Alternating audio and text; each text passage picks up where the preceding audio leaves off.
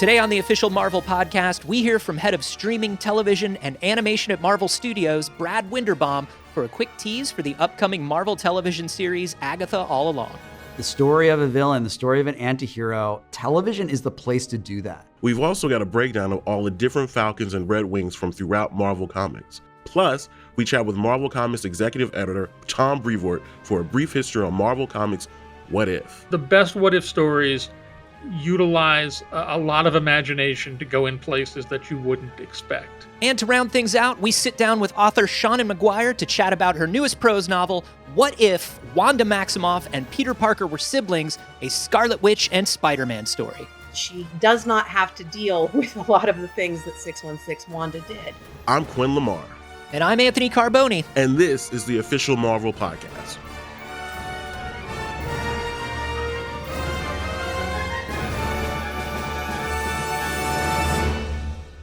In anticipation of next week's premiere of Agatha All Along on Disney+, we got a chance to sit down and talk to head of streaming, television, and animation at Marvel Studios, Brad Winderbaum. And to start, we asked Brad how exploring some of Marvel's most iconic villains and antiheroes like Loki, Echo, and now Agatha differs from that of our heroes.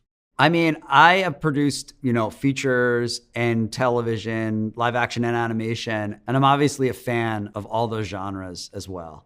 And I actually feel as a television producer that the story of a villain, the story of an antihero, television is the place to do that. Because the events that make those villains are often like very deep, very complex, and need to be, doled out over a longer period of time. And it's those longer periods of time that Brad says that television storytelling is a lot like comic book storytelling.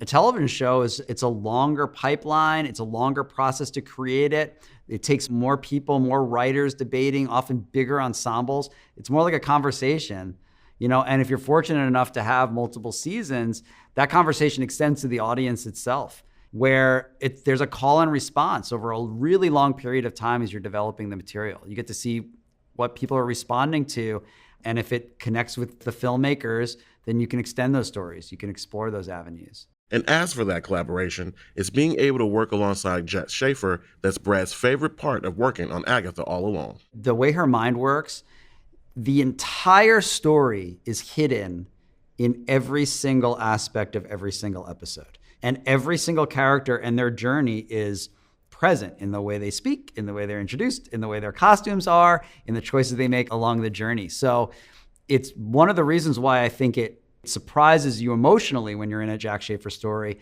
is because you actually know the answer before you learn it.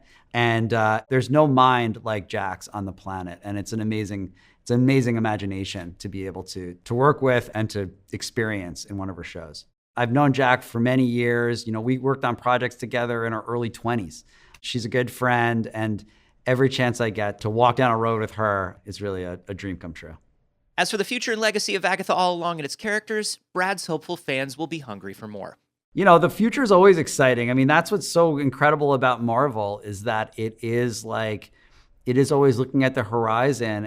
New characters emerge, unexpected characters emerge as icons, and you just never know what's going to inspire you next.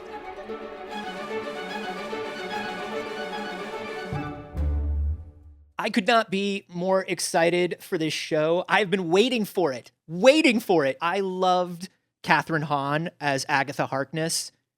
Favorite part of WandaVision, I think, for me. And so this series is going to be so huge. And while we're in the midst of seeing Agatha Harkness return in Agatha All Along, we're also hyped for the return of Sam Wilson as Captain America in Marvel Studios' Captain America: Brave New World. But since we have to wait until February to see more Sam on screen, we figured we'd dive into his comic book origins, as well as the origins of some other superpower folks who fought as the Falcon.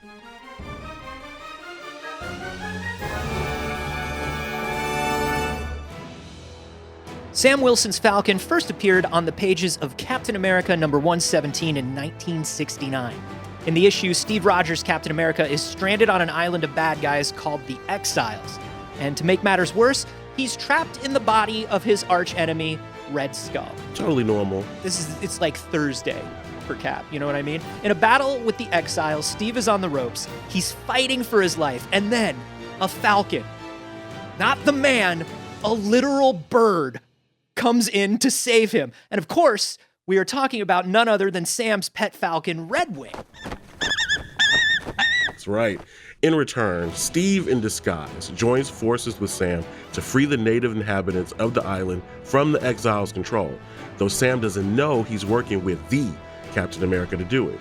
Thinking it's a good idea to give the native islanders a symbol to inspire them, Steve is the one who first calls Sam the Falcon. Now, the problem with making Sam a symbol for these islanders, Quinn, is that Sam isn't actually from the island that he and Steve are trapped on. Like, I would imagine he has to go home eventually. You might be asking yourself, how did Sam find himself in the vacation destination of Bad Guy Island? Won a raffle. Clicked an email. No, I kid you not. This is the serious answer. He answered a job listing for help wanted, must have a hunting falcon. It's tough out there. Dude, you check LinkedIn every day and you're hoping, you know, that your skills are going to show up on one of these postings. And there it is. Sometimes the job finds you. Mm-hmm. Anyway, he's from Harlem in New York City, and that makes Sam Wilson's Falcon the very first Black American superhero in mainstream comics. And his powers are so cool. Besides being a super strong fighter, he also has a telepathic link with birds, which is how he communicates with his hunting falcon, Redwing. He can actually see through Redwing's eyes, plus in his costume, Sam can fly. Eventually, he even gets vibranium wings for his suit from the Black Panther himself. After his introduction, we see the Falcon fight alongside Cap in the Avengers before becoming a staple in the team-up series, Captain America and the Falcon. That's right, the ongoing Captain America comic book series changed its name to Captain America and the Falcon for most of the 1970s. That's how tight these two were. That's 50 years of best friendship, Quinn. Best friends. And in 2014, Sam Wilson actually becomes Captain America, making way for a new Falcon, Joaquin Torres. Joaquin Torres is a teenager who gets kidnapped by some very rough characters, the Sons of the Serpent. They perform genetic experiments on Joaquin using Sam's bird, Redwing. The experiments turn the teen into a human-bird hybrid through bioengineering. When Sam Wilson rescues him, Joaquin goes on to fight as the new Cap sidekick under the Falcon mantle. His bird mutation is permanent, so he grows wings and his hands and feet become talon-like. It's not all bad though. He gets a healing factor and a psychic link with Sam Wilson out of it, just like Redwing. Speaking of Redwing, he's got some pretty wild powers of his own. Fans of the Marvel Cinematic Universe know Redwing as a drone that serves as an extension of Sam's suit. But in the comics, he is an actual bird that Sam adopts. He acts as a spy for Sam, and he's a huge asset in a fight with these super sharp talons and amazing speed. Because he's a vampire. I'm sorry, what? Yeah, he got in a fight with a vamp named Baron Blood, and Redwing gets bitten and ends up with regenerative healing powers. Though conveniently, he doesn't have to deal with, any of the vampire-related weaknesses like sunlight, garlic, none of that. Because comics. Mm-hmm, exactly. Well, and he's a bird, and vampirism in birds hasn't been studied, at least as far as I know. Yeah, I'd like one vampire scientist to write into the podcast and let us know that vampire birds are actually weak to sunlight. I dare you, vampire scientific community, which I think just consists of Michael Morbius. Anyway, I love comics. That's all I'm going to say. That's all I'm going to say. Comics are a magical place.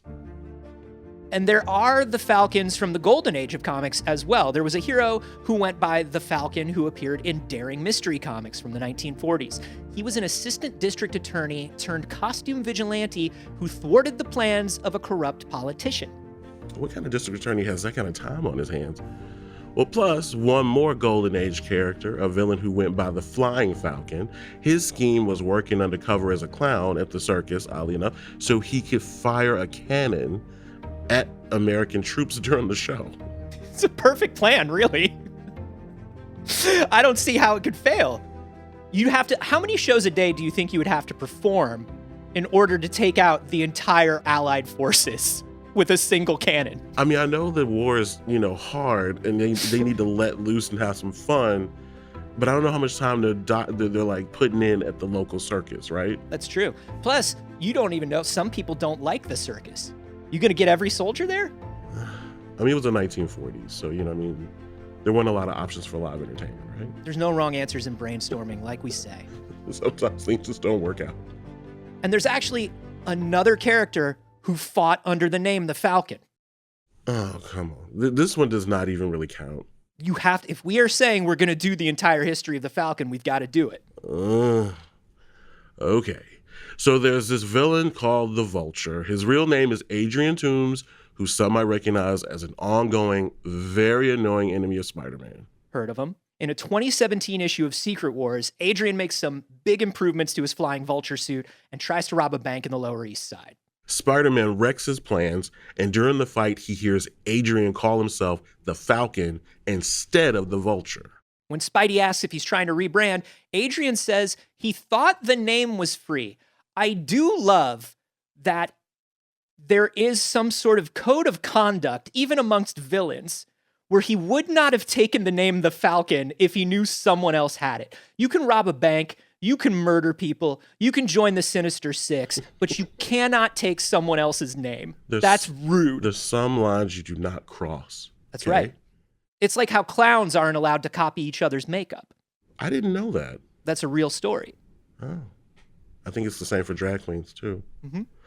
Look, sometimes you have to try things, okay? Things don't always work out. That's true. We'll give him that. Anyway, Adrian was back to being the Vulture in no time because, like we said, he's got a code of honor. If you want to get all caught up on some of the more recent Falcon comics before Captain America Brave New World hits theaters, there are reading guides for Sam Wilson and Joaquin Torres on the Marvel Unlimited app, your one-stop destination for over 30,000 digital comics spanning the entire Marvel universe. Auto renewal and other terms apply. Marvel Unlimited is open to U.S. residents ages 18 and up. See marvel.com/unlimited for details. So, Anthony, did you know that some of the greatest Marvel characters actually started off in What If comics? Like they weren't in the main 616 universe timeline? Yeah, you're talking about like Sheep Boy. Like who? Sheep Boy, Peter Parker. Sheep Boy. That's a deep cut, Anthony. Is it? I thought that we all love Sheep Boy. We do love Sheep Boy, but that wasn't what came to mind for me right away. Oh. I was thinking more like Jane Foster as the Mighty Thor. She appeared in What If number 10 long before she took the mantle in 2014 over in the 616 timeline. And then plus there's Spider-Girl, a.k.a. Mayday Parker, who debuted in 1998's What If number 105. She went on to have her own comic series that lasted for 100 issues. You know, that's only 1 year after the first appearance of Sheep Boy. Sheep Boy again. A callback. And that's not even including Cohorty, the young Mohawk woman with superhuman abilities gifted to her by the Tesseract, who debuted in Marvel Animation's What If and is now getting her own comic book. Yeah, it sounds like What If is a great place to experiment and see what resonates with fans. Exactly. And to further expand on the legacy of What If, I managed to talk to Marvel Comics executive editor and vice president of publishing, Tom Brevoort, who's been in Marvel for nearly 35 years.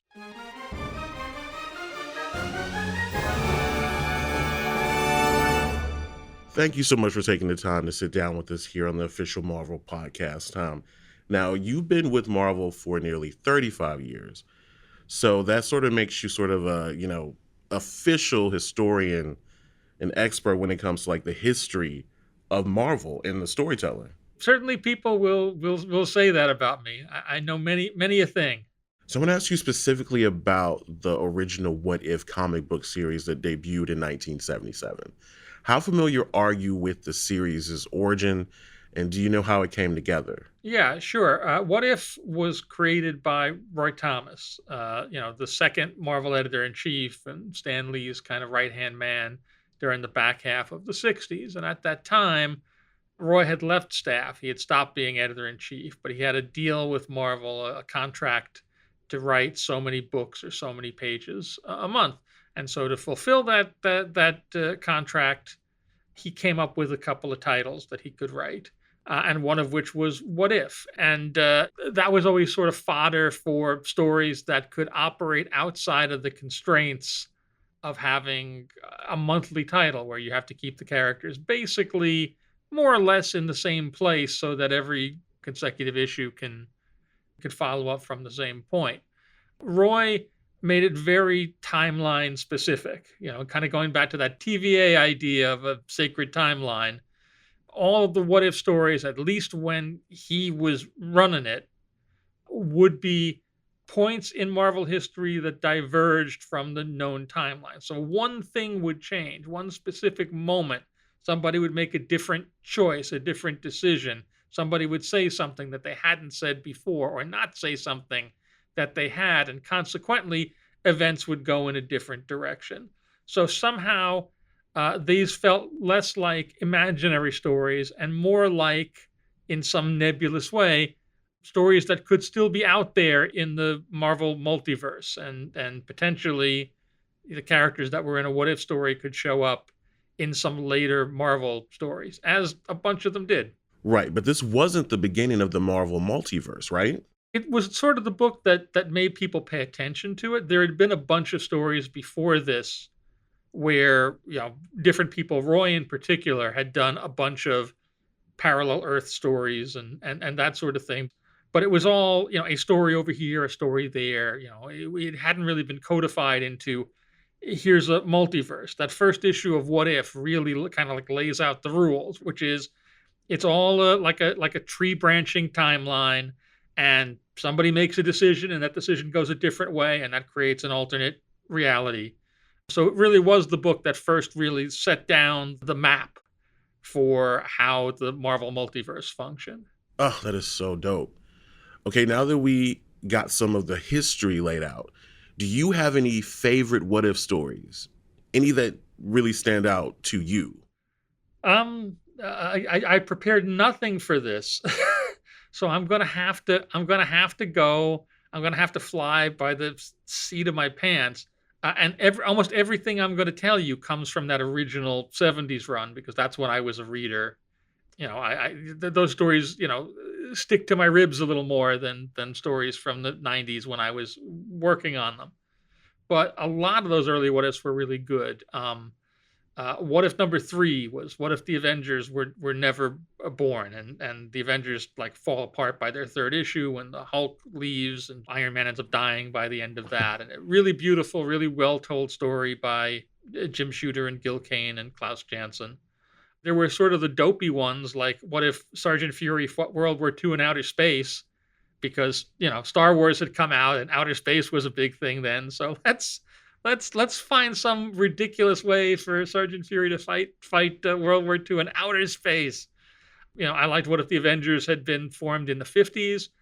There was a really good Doctor Doom one, issue 22. What if Doctor Doom, became a hero, which was a really great. It's sort of a formative touchstone in my head towards how I interpret Doom as a character even today. There was, What If Spider-Man basically remained a performer rather than becoming a superhero, in which he stops the burglar from getting away in that first story, and consequently goes on to be a talk show star and a movie star, and becomes kind of a narcissistic jerk. That really sounds amazing. There are a bunch of other ones. Like I could probably list them forever, but those are immediately the ones that instantly first come to mind. Wow. Well, thanks so much for sharing that with us. But before we let you go, I do want to ask you one more question. What If has gone beyond the comics now? There's a What If animated series on Disney Plus, and there's a new series of What If prose novels out now. As one of the longest serving Marvel comic editors, what would you say makes a good What If story? Well, I find, in my opinion, the best What If stories utilize a lot of imagination to go in places that you wouldn't expect. So I liked any story in the What Ifs that went someplace weird, and that did stuff that was slightly more imaginative and wasn't either nihilistic or fate-bound. The purpose of your story is really to tell us something about these characters, essential truths, who they are and what they are. And by putting them into different and extreme and outside of the box situations, you kind of boil them down and reveal who they are at their core and their essence. In the case of that Spider-Man story I mentioned before, because Spider-Man stops the burglar, he never learns the lesson of with great power there must come great responsibility. And Uncle Ben doesn't get killed, but Uncle Ben, ends up alienated from Uncle Ben and Aunt May because he becomes kind of a jerk. And so that sort of addresses the essence of Peter Parker, that he could have gone that bad and that dark, but it's interesting to see him in that place. That says something about who Spider-Man is, who Peter Parker is, and yet it's also interesting and memorable just because they do different things with it and they put him in a different set of circumstances. So to me, those are the ones that play the most cleverly with the format. Thank you so much for your time again, Tom. Sure thing. My pleasure.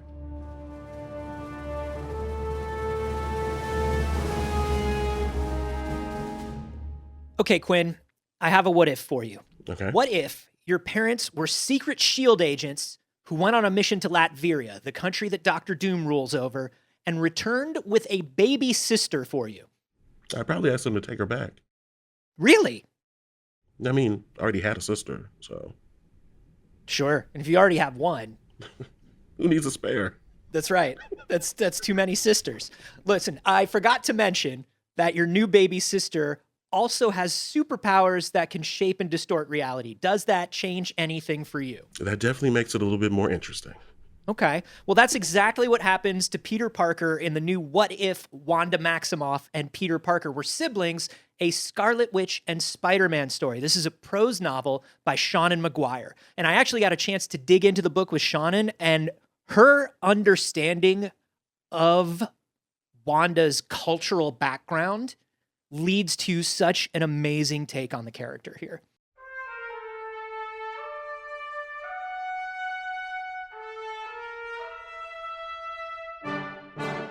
Seanan McGuire, thank you so much for being here. I have to say, you are somebody who has written so many novels and stories, award-winning ones, about alternate realities, alternate identities. It feels like wild to me that this is your first What If story. I know, right? Like, I desperately wanted to write for What If or for Exiles over in the X Office. I love a good alternate reality. I love a well-constructed AU. It's my favorite part of comics.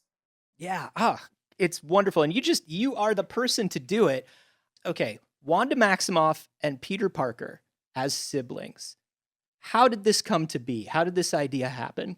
I was approached by the What If team after they had already figured out the premises of the 3 books. And since they are 3 books feeding into each other, What If Loki was worthy, into What If Wanda and Peter were siblings, into What If Moon Knight was Venom, they needed things to fit into the spaces they had been given. So they came to me and said, you did well with Spider-Gwen. We would like to see how you would do with Peter Parker. And we would really like to get someone with a better cultural grasp on Wanda for this space. So they brought me the concept, Peter and Wanda are siblings. How did that happen? And we finally found an idea that we all agreed was a pretty good idea. And then we went with that. So you've worked with X-Men before, as you've said, obviously you did a run on Spider-Gwen. This is your first time working with Wanda and Peter, though. How was that for you? So Peter had shown up in my Ghost Spider run. I've never written Wanda before, but she's a character that's always been very important to me. She's one of the few positive examples of Roma representation in comics, even though she occasionally goes a little bit cuckoo for Cocoa Puffs and destroys the world, which is frequently not her fault. Mental illness is not something that you can really be held responsible for having. So I just wanted to treat Wanda with an eye for her cultural heritage and a decent rooting in New York. And I had a good time. Yeah. Well, I feel like that's a commonality between these two characters, no matter what reality they're in or who is writing them, is, boy, they can screw up really big time, but the things that happen to cause those screw ups, you're always like, man, I wish they would just get a break. I think that's the commonality between the two characters to me. It really kind of is. One of the more interesting things that developed over the course of the book that I don't think any of us saw coming, but all of us kind of agreed was reasonable and made sense, was that in 616, in the main Marvel universe, Peter is used to being the only one that Aunt May has to depend on. Peter is used to having to kind of be this rock and not think about Peter ever. But if you give him a sister who is basically the same age, I think we made them 6 months apart, like they are very close in age. If you give him a sister who's growing up with him, who's there to do some of that emotional labor with him. I'm not saying we put all the emotional labor on Wanda, but our Peter wound up being a little freer to be kind of a jerk sometimes. Not in a character breaking way, but in a, you had more support. You no longer feel like the weight of the world is on your shoulders. You can make different choices way. Yeah, and I feel like in vice versa, Wanda has always had a family, but boy, it's not the easiest family to be a part of. I would imagine that, having the Parkers around is very different for her. It is. She grows up as part of a secure and loving family, of a functional family, and does not have to deal with a lot of the things that 616 Wanda did. Yeah, well, okay. Do you mind, can you set the stage for how this all happens? Like, how are Wanda and Peter siblings? I hope we're not giving away too much. I feel We're like not. that kind of happens at the beginning, This right? is all very much the beginning of the book. So Richard and Mary Parker, both of whom worked for S.H.I.E.L.D. at one time, receive an anonymous tip telling them that there is some sort of supervillain activity, some kind of super science activity going on in Latveria, Doom's place. And they head on over as S.H.I.E.L.D. agents and go off trying to follow this mapping information that says they're going to find something really shady going down. And they head off into the Latverian forest, and what they find is the High Evolutionary. You might remember the High Evolutionary from Guardians of the Galaxy 3. He's this evil scientist who normally experiments on animals in order to create the perfect evolutionary being. Who is in the process of messing with young Wanda and Pietro, having destroyed the entire Campana that they came from. Like their whole biological family has been wiped out. It's just the two of them. So Richard and Mary kind of freak out. Like, here's this weird dude in a funky costume doing horrible things to babies. We don't like this. So they intervene as best as they can. The High Evolutionary kind of wrecks them because he's the High Evolutionary and they're just two S.H.I.E.L.D. agents. And Sure. in the process, they only actually see one baby. They only ever see one baby, though he does refer to them in the plural. And after the wreckage has settled, they search and they only find one baby. And so Richard, trying to keep Mary from freaking out because she's a new mom, she's got a 10-month-old or whatever at home, trying to keep Mary from freaking out, says there was only one baby. I'm sure we didn't miss a baby because they can't find a second. And they take You want to be really sure you didn't miss a baby.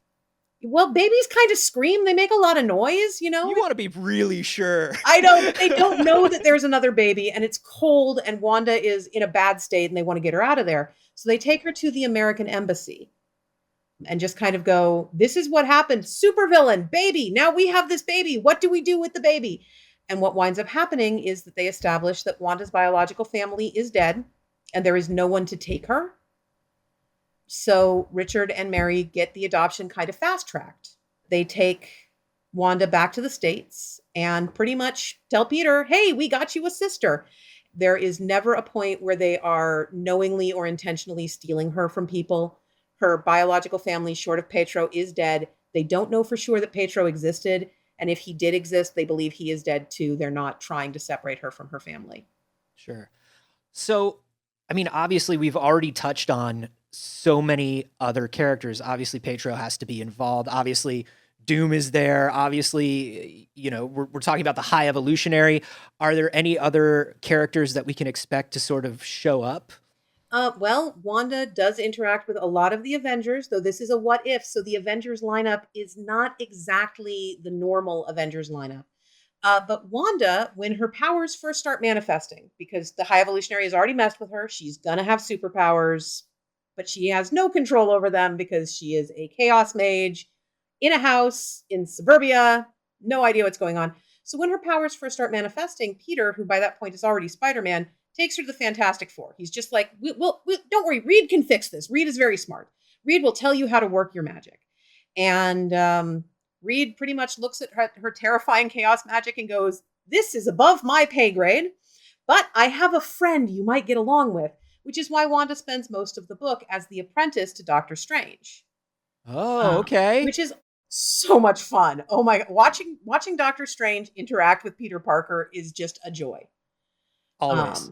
And my editors wound up developing possibly the weirdest ship I have ever set sail, which is by the end of the book, a lot of them were shipping Doctor Strange and Aunt May.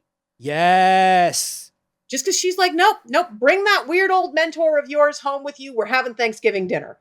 And it's a good time. Wow. I love that. I love just the Doctor Strange of it all is fun to me. I love that so much. I want to know, what do you hope people take away from the book when they read it? I hope they take away that healthy sibling relationships are good, that sometimes a what if can provide characters with healthy relationships that they could not have in the mainline universe. And this is a really selfish one.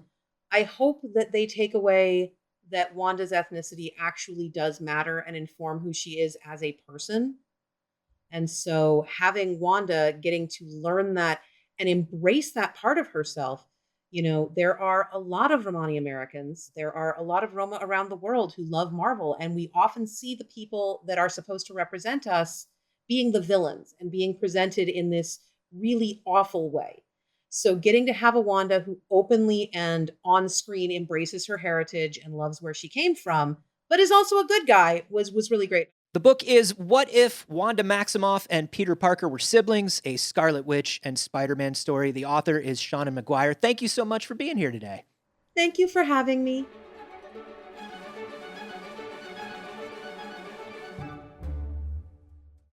After our interviews with Tom and Seanan, I decided to go back and read some classic What If comics, and one that caught my eye was 1984's What If number 46, written by the late Peter B. Gillis.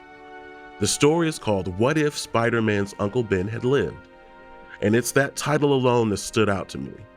I mean, who hasn't thought about what it would have been like if Uncle Ben had lived?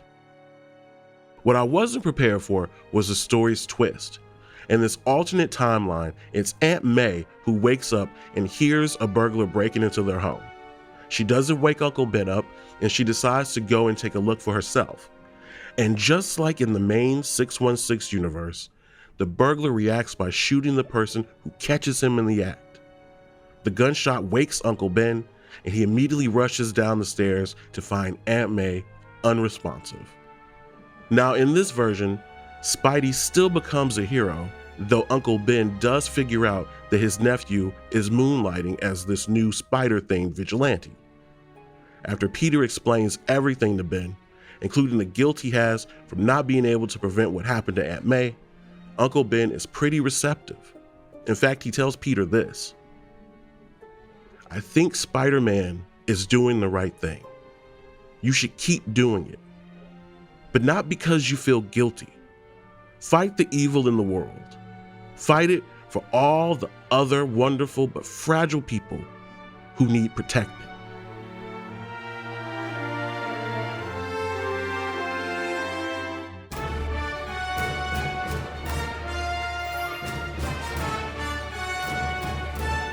Next week on the Official Marvel Podcast, we sit down with the star of Agatha All Along, Kathryn Hahn.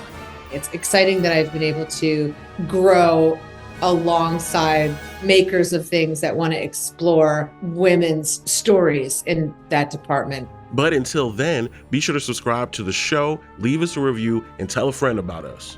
That's it for today, though. This episode of the Official Marvel Podcast was hosted by Quinn Lamar and myself, Anthony Carboni. Our producer is Jasmine Estrada, with help from Senior Manager of Audio Production and Development, Brad Barton, and Production Manager, Emily Godfrey. Mixed by Ry Dorsey. Theme music by Ida Akbal. Executive producers are Larissa Rosen and Jesse Berger. Thanks for listening. We'll see you next week. And now, the Marvel Unlimited disclaimer. Buckle up, folks. Auto renewal and other terms and conditions apply. Marvel Unlimited is open to U.S. residents ages 18 and up. Yes. Void where prohibited. Marvel will automatically renew your subscription by charging your payment method on file at the renewal rate, then in effect unless and until you cancel. Tell 'em. Subscribers can cancel their subscription at any time by accessing my account or reaching out to Marvel customer service at help.marvel.com. Ooh, so legal. All subscription fees are non-refundable, no refund or credits for partial months or years, Marvel user account and internet connection required. See marvel.com/unlimited for details. Yeah! Ooh, child. You're welcome, Marvel Legal.